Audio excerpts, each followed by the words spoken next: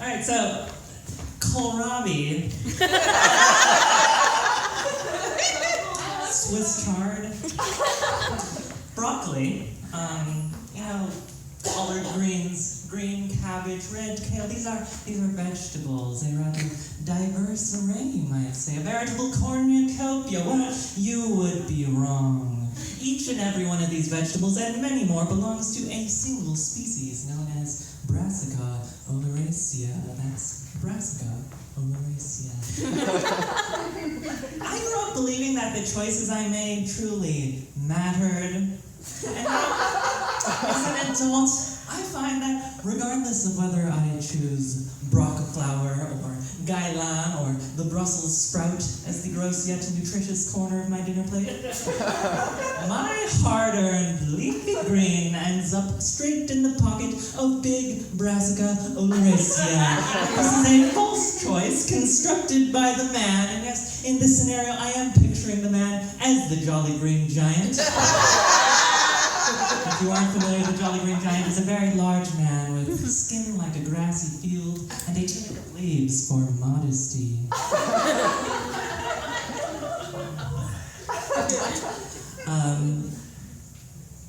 Let's see.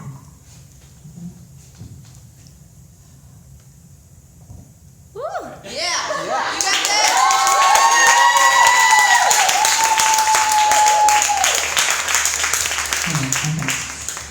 I'm alright, because, I don't really see cultivar. I guess you could say I'm cauliflower blind. Anyone here a 90s kid? How about those kohlrabi patch kids? The Germans always slathering those shredded broccoli pickles all over their sausages. But I do not judge. Don't see cultivar, but some people do, so let's get down to brass tacks, which is of course short for Brassica taxonomy.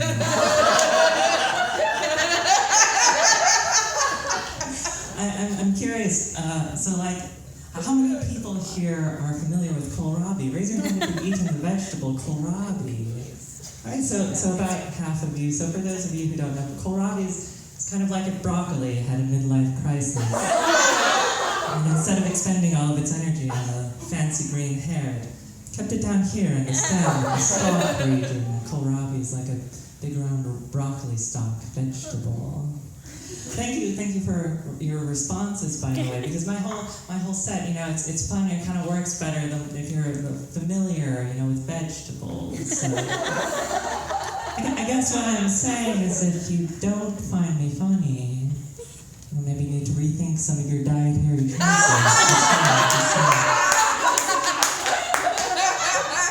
This is a comedy show. This is not vegetable hour. So I'm going to get back to telling some jokes, and here are some jokes.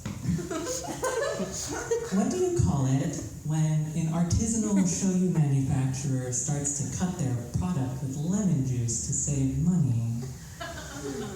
A Ponzi scheme. What do you need if you can only finish 2 idyllic paintings of cabins in the woods with melodramatic lighting effects? You need a Thomas Kincaid.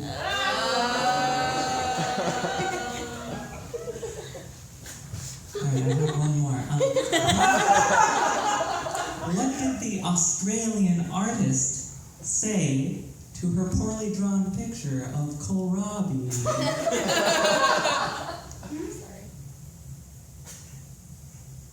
Brassica oleracea.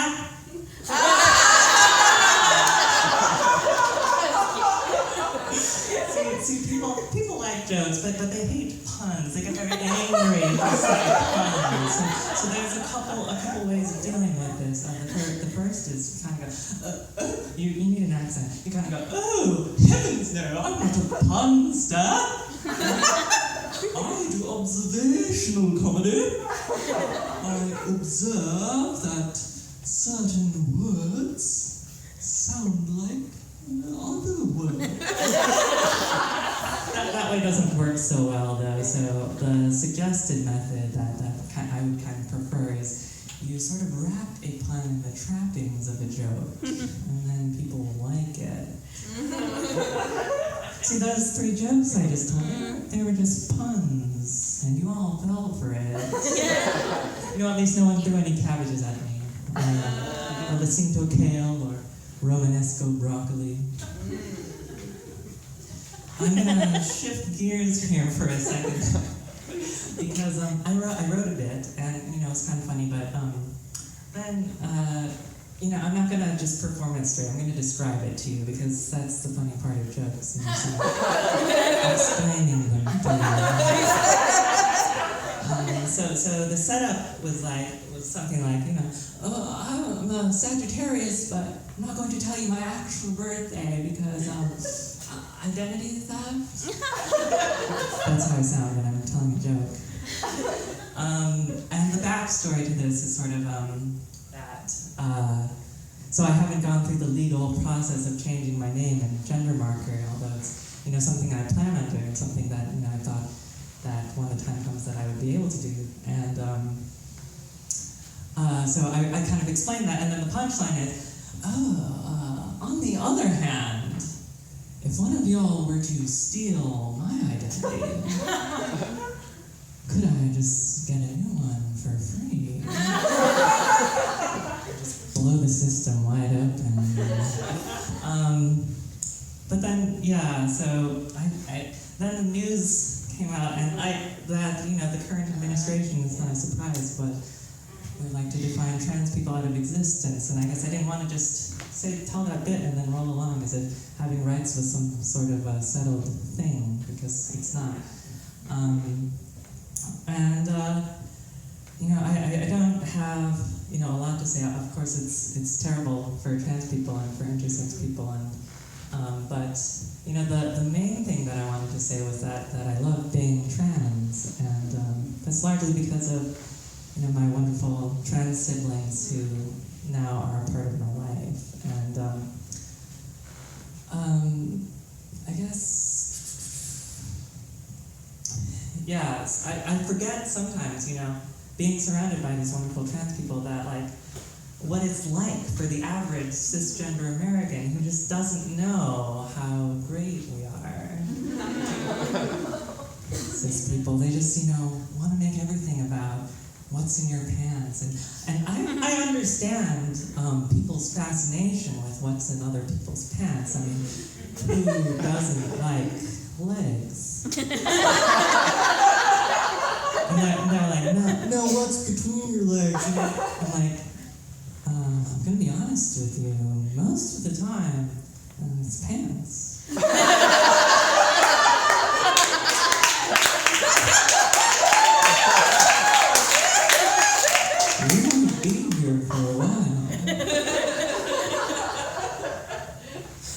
But I was telling my mom that the other day that I love being trans, and she said, "Wait, what? I didn't know that. You never said that." And I was like, "I mean, maybe not those exact words, but just in all these years of email essay after email essay that I sent her, trying to sort of explain gender concepts and why my life makes sense and blah blah blah, and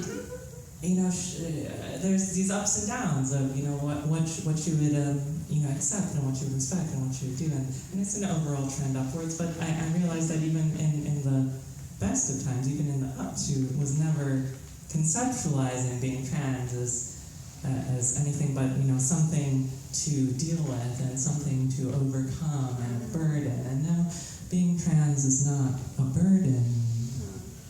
Bigots are a burden on us all, and trans people are a gift. Now, if you could all just come aboard and we're just gonna down to stupid joke time. So trans people, great. One of the better parts of transitioning, but probably the best part is I can now safely consume Luna bars without being poisoned by their female chemical. Luna bars, they're the bars, made by the same company, and Cliff energy bars. They're sort of if you're like a baby bird and you're in your nest, and your mama bird's gone to grind up some victuals to spew into your mouth, and just like all she has access to though is raisin bran. Now don't get me wrong, I love a good regurgitated mouthful of bran gruel, certainly as much as any man, but it doesn't have the elegant flavor profile of a lemon zest woman bar. It's good to be a woman, it's great to be a woman. So y'all remember vocal fry? Yeah. Back in the early 2010s, there were some news segments and some studies done about the rise of people speaking in the vocal fry register, and particularly college-age young women, kind of towards the ends of their sentences, like vocal fry. So vocal fry is kind of when your vocal folds are vibrating more choppily, and so it's almost like a creaky sound to your voice rather than a smooth tone. So I've prepared a little bit for you. I'm going to share now. I like to call it vocal French fries. Oh, your expectations? Kindly lower them. Bonjour. Je m'appelle Marina. Excusez-moi. Sur les toilettes, s'il vous plaît. Sacre bleu. Le crème. Oh, wait a second. Le crème. It's not really a French fry. It's more of a latke.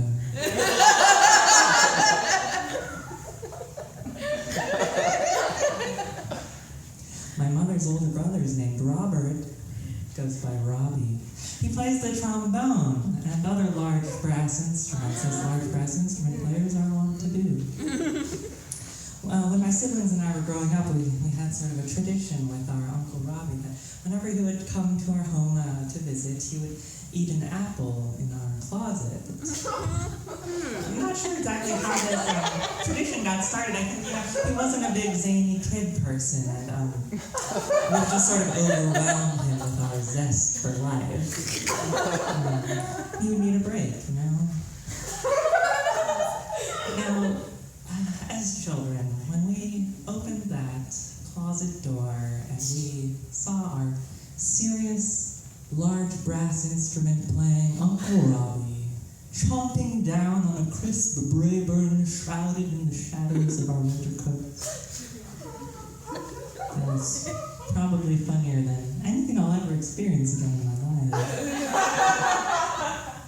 There's a sort of magic to being a child, right? And having an intact sense of wonder. But maybe that's a not necessarily nostalgic way of looking at it, right? Maybe the ways that we can experience intensity of feeling can evolve as we grow rather than fade away. And maybe that's part of why I'm here tonight. So in that spirit, sort of following in the footsteps of my Uncle Robbie, I'd like to start a tradition of my own here with all of you tonight. We don't have any closets up on stage. So instead of eating an apple in the closet, I'm going to eat an apple out of the closet.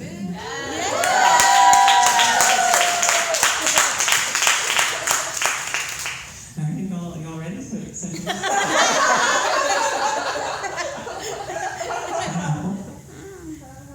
looks like it's a Chekhov's delicious flavor.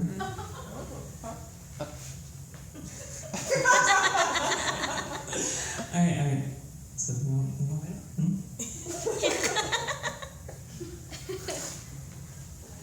There we go.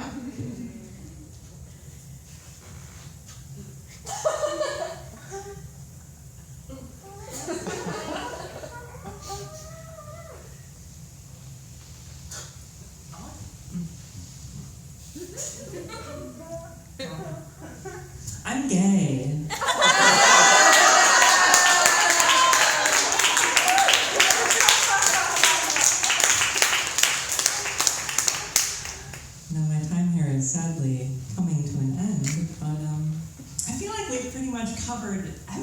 right? I mean, between kohlrabi and unkohlrabi.